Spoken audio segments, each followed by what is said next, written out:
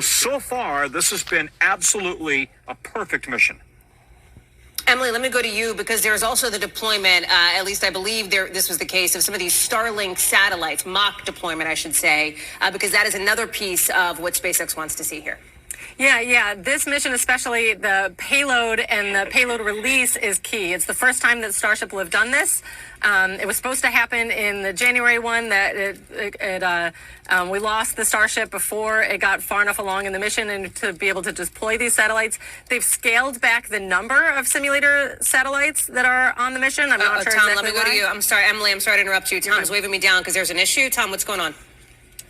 Guys, we apparently have a problem with Starship. They apparently had started to lose control of Starship, and they lost at least one or two engines. And if you'll look, it almost appears that it is...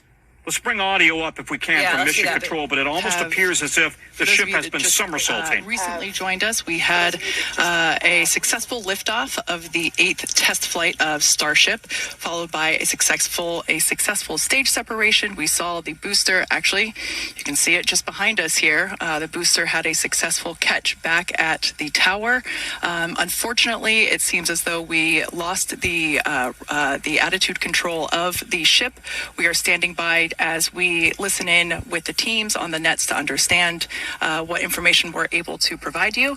We will provide that as soon as we are able, but it's pretty incredible to take a moment and see the booster just behind us. Certainly a different view than last time. And at this point, we've essentially lost contact with the ship. We're no longer receiving telemetry at this moment.